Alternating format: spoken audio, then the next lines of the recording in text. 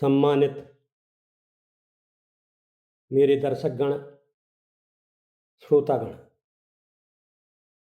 मैं advocate KB. Singh आपके समक्ष एक नया वीडियो लेकर उपस्थित हुआ हूँ।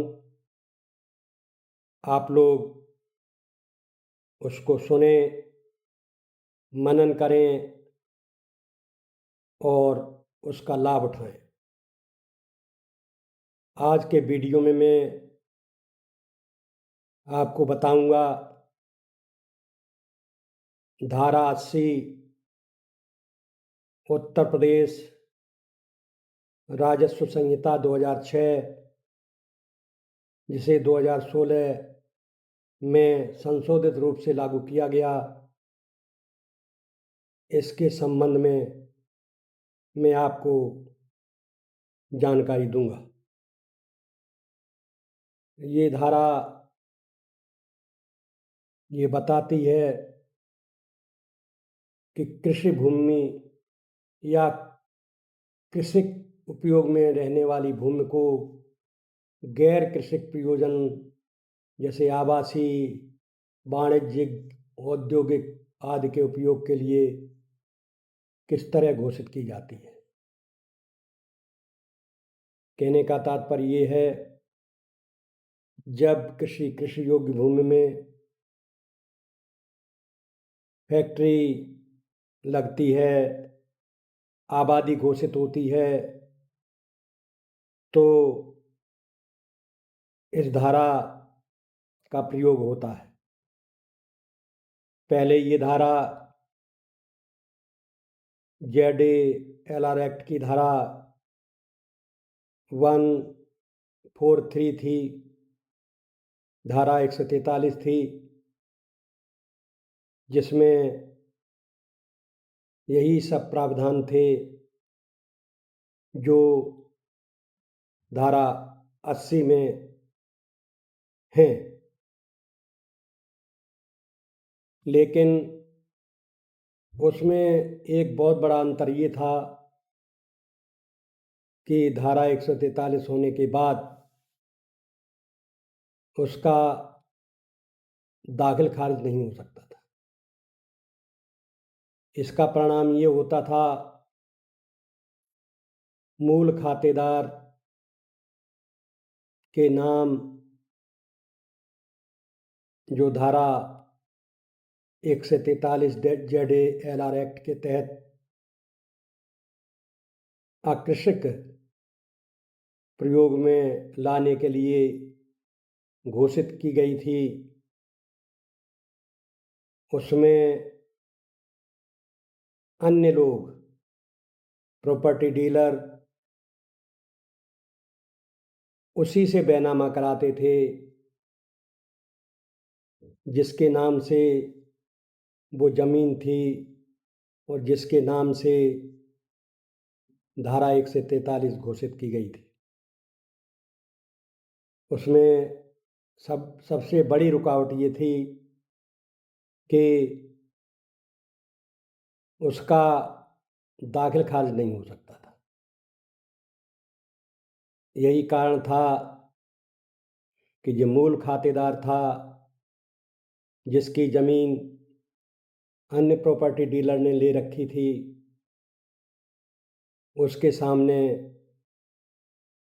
मूल खातेदार द्वारा वो तमाम बातें की जाती थीं, पैसे मांगे जाते थे बढ़कर, जिससे सरकार के संज्ञान में ये बात आई और सरकार ने इसके संबंध में कुछ नियम बदल दिए और इन नियमों का परिणाम ये हुआ कि धारा 80 घोषित होने के बाद भी जिसका जितना हिस्सा है खातेदार का, उसका दाखिल खारिज हो जाता है। अब मैं इस धारा का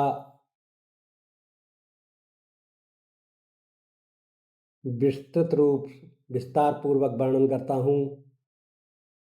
इस प्रक्रिया को वैधानिक रूप देना, ताकि भूमि को अवैध तरीके से नहीं बदला जाए और सरकार को राजस्व व नियंत्रण सुनिश्चित हो।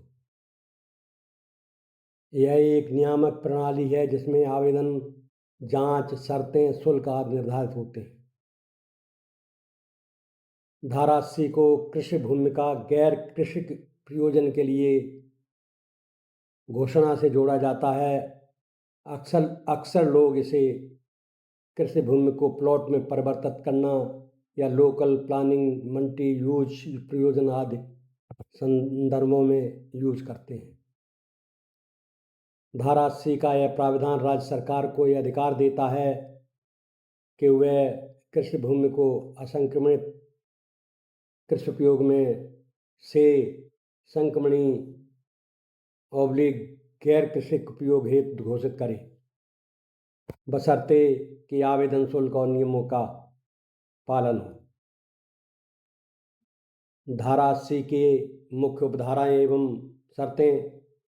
धारा 80 में मुख्यतः दो भाग होते हैं, दो उपधाराएं होती हैं, 80(1), 80(2), जो अलग अलग संदर्भों में उपयोग होती हैं। मैं नीचे दोनों का स्पष्ट विवरण दे रहा हूँ। धारा 80(1), 80(1) जो धारा है, इस धारा के अंतर्गत भूमिधर आवेदनकर्ता उस कृषि भूमि को गैर कृषि प्रयोजन के लिए घोषित करने के लिए आवेदन कर सकता है। आवेदनकर्ता को प्रस्तावित भूमि के राजस्व अभिलेख, खातों की जानकारी, निरीक्षण व स्थानीय जांच आदि प्रदान करनी होती है। आवेदन पत्र में यह सुनिश्चित करना होगा कि भूमि वास्तव में वह भूमि है जिसका उपयोग कृषि में हो रहा है और उसमें परिवर्तन करना संभव है। 6 खातेदारों के शपथ पत्रों व हस्ताक्षर या अंगूठा निशानी की आवश्यकता हो सकती है यदि खाता साझा हो। निरीक्षण, स्थानीय जांच, स्थलीय निरीक्षण आदि करके अधिकारी यह पुष्टि करेंगे कि प्रस्तावित भूमि की घोषणा संभव है या नहीं। यदि वह भूमि अन्य उपयोगों जैसे आवासीय, वाणिज्यिक, औद्योगिक के लिए उपयुक्त न हो, उदाहरण स्वरूप जमीनी स्थिति, सड़क संपर्क, नक्शा आदि मानदंडों में समस्या हो, तब आवेदन खारिज हो जाता है। निष्कर्ष इसका ये है कि आवेदनकर्ता को सभी शर्तें पूरी करना आवश्यक है। धारा 2, यह धारा उन विशिष्ट उपयोगों प्रकल्पों के लिए है जहां राज्य सरकार विशेष हेतु या योजना के अंतर्गत कृषि भूमि को गैर कृषि उपयोग में लेना चाहती है, यानी सार्वजनिक विकासात्मक प्रयोजन जैसे सड़क, औद्योगिक इकाइयाँ, जल संसाधन प्रोजेक्ट आदि के लिए। धारा 82 के अंतर्गत सरकार द्वारा घोषित उपयोग और नियम निर्धारित होते हैं कि किस प्रकार कितने शुल्क पर भूमि का उपयोग बदला जाएगा। सरकार इस तरह की भूमि परिवर्तन की प्रक्रिया को सरल कर सकती है। शर्तों व नियमों जैसे कि अधिसूचना, शुल्क, पुनर्स्थापना विकल्प को निर्दिष्ट कर सकती है।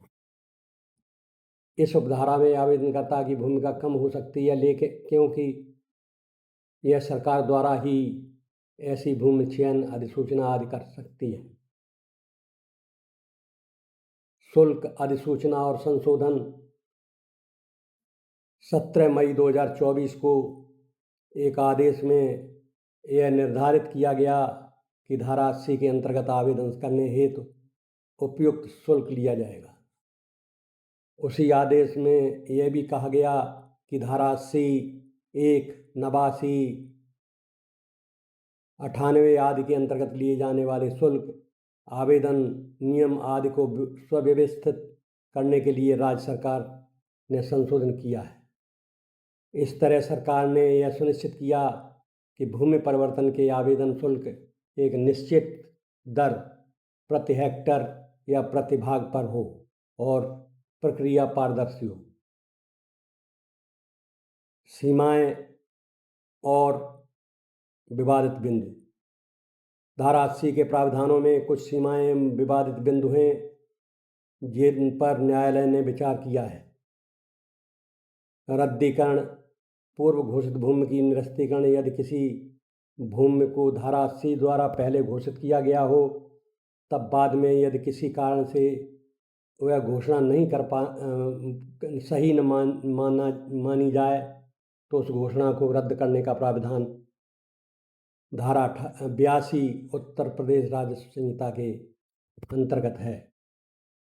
उदाहरण के लिए उच्च न्यायालय की एक अवमानना उपलब्ध है जहां घोषित भूमि की घोषणा को धारा 82 से रद्द करने का आवेदन खारिज किया गया। नंबर 2, शर्तों का पालन न करना। यदि आवेदनकर्ता ने आवश्यक शपथ पत्र, हस्ताक्षर सह खातेदारों की स्वीकृति आदि नहीं दी है तो अधिकारी आवेदन खारिज कर सकते हैं। कई बार निरीक्षण या स्थलीय जांच में यह पाया जाता है कि भूमि घोषित उपयोग के मानदंडों को पूरा नहीं करती है। ऐसी स्थिति में आवेदन को नकारा जा सकता है। नंबर 3, नक्शा नियोजन अधिसूचनाएं बाधाएं। यदि भूमि जो क्षेत्र मास्टर प्लान नियोजन क्षेत्र में न हो या उस क्षेत्र के नियमों के अनुरूप न हो तो दिक्कत हो सकती है। क्षेत्र में किस तरह धारा लागू होती है। यदि नकारात्मक पर्यावरणीय, भू तकनीकी, सड़कों के एक्सेस आदि की शर्तें न पूरी हों तो आवेदन खारिज हो सकता है। नंबर 4, शुल्क विवाद। धारा 80 के आवेदन के लिए आवेदन शुल्क एवं उसकी गणना विवादित मुद्दे बनते हैं, विशेषकर भूमि क्षेत्र, उपयोग प्रकार, दर निर्धारण आदि। यदि शुल्क अत्यधिक हो तो आवेदनकर्ता चुनौती कर सकते हैं। सरकार ने 2024 के आदेश द्वारा शुल्क निर्धारण को स्पष्ट कर दिया है ताकि विवाद कम हो। न्यायालयीन समीक्षा। न्यायालय ने यह स्पष्ट किया है कि धारा 80 द्वारा घोषित भूमि की रद्दीकरण या अन्य निर्णयों को न्यायालय की सुधार समीक्षा हो सकती है, बशर्ते प्रक्रिया सही हो। यदि धारा 80 की घोषणा में त्रुटि हो या नियमों का उल्लंघन हो तो अदालत उसे खारिज कर सकती है। इस प्रकार मैंने आपको धारा 80 राजस्व संहिता 2006/2016 को आपके समक्ष बताया। अब इसमें कुछ चीज़ें रह गई हैं, उनको मैं अगले वीडियो में पूरी करूँगा।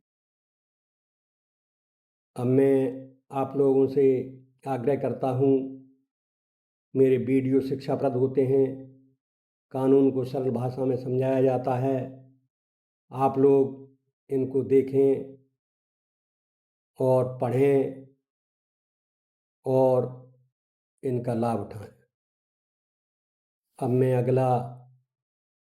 अगले वीडियो में इसकी कुछ शर्तें हैं वो भी पूरा करूँगा। जय हिंद।